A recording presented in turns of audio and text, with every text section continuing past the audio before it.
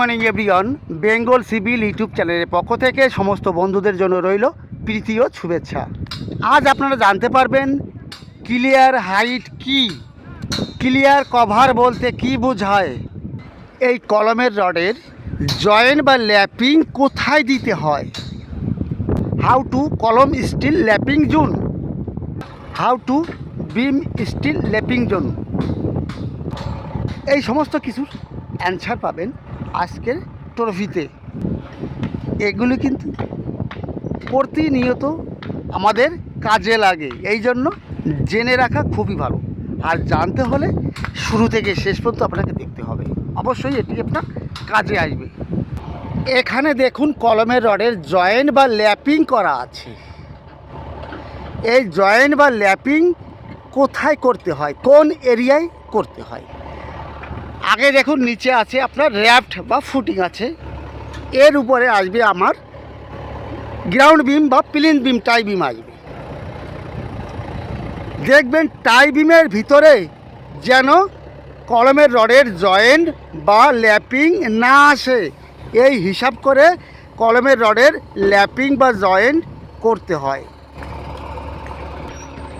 এবার বলছি ক্লিয়ার হাইটের ভিতরে কলমের রডের এই জয়েন্ট বা ল্যাপিং করতে হয়। এই ক্লিয়ার হাইটটা কি দেখুন, নিচে র্যাপ দেখা যাচ্ছে বন্ধুরা। র্যাপটের উপর লেভেল থেকে এখানে যে বিম আসবে, গ্রাউন্ড বিম বা প্লিন বিম, প্লিন বিমের নিচের লেভেল পর্যন্ত যে হাইটটা, এটাকে বলতে হয় ক্লিয়ার হাইট। বিমের নিচের লেভেল থেকে র্যাফটের টপ লেভেল পর্যন্ত যে হাইটটা, এটাকে বলতে হয় ক্লিয়ার হাইট। এই এরিয়ার ভিতরে আপনার কলমের রডের জয়েন্ট বা ল্যাপিং দিতে হয়। এবার আপনার বিমটা হয়ে গেল, এই প্লিন বিমের উপরে আপনার স্ল্যাব আসবে। এবার উপরে যখন আপনি জয়েন্ট করবেন, উপরে স্ল্যাব আছে, স্ল্যাবের বিম আছে, আর নিচে প্লিন বিম আছে।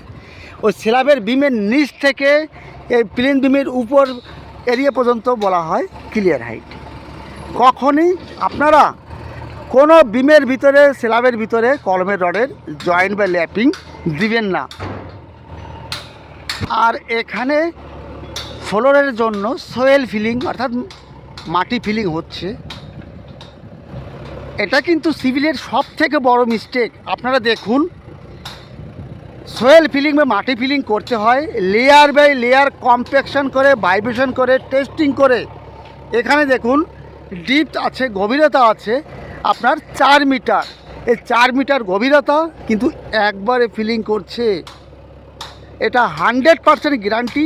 এখানে টেকনিক্যাল ইস্যু আসবে ভবিষ্যতে, যে কাজটি করাচ্ছে তাকে পস্তাতে হবে, এটা মনে রাখবেন। কখনই না জেনে কোনো কাজ করবেন না, আগে কাজটা জানুন, তারপরে কাজটা করুন।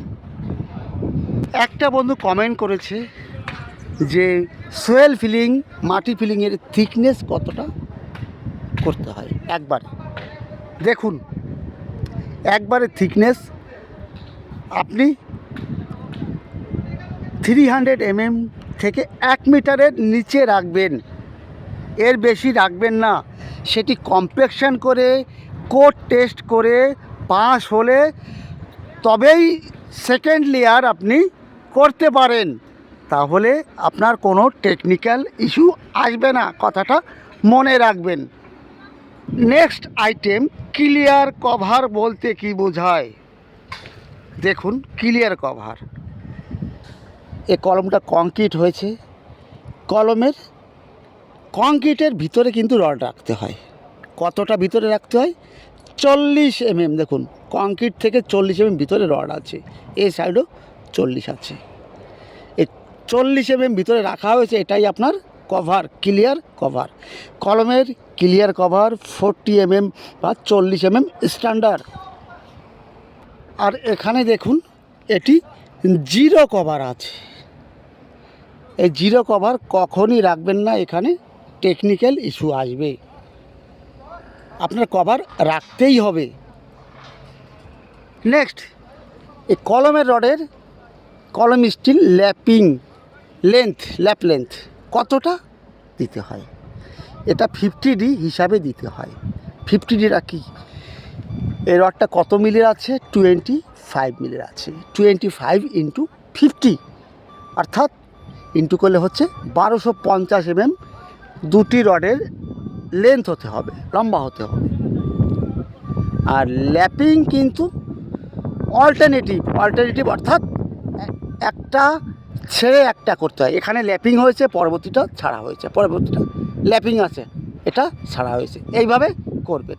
50D হিসাবে করবেন। আপনার যদি এটা 16 মিলি 16 মিলি রড হতো তাহলে এই ল্যাপিংটা কত লম্বা হতো, 50 ইন্টু 16 800 mm দুটি রডের লেন্থ হতে হতো। এইভাবে করতে হয়। আর বন্ধুরা, আর চ্যানেলটির সঙ্গে থাকুন, অবশ্যই এটি আপনার কাজে লাগবে।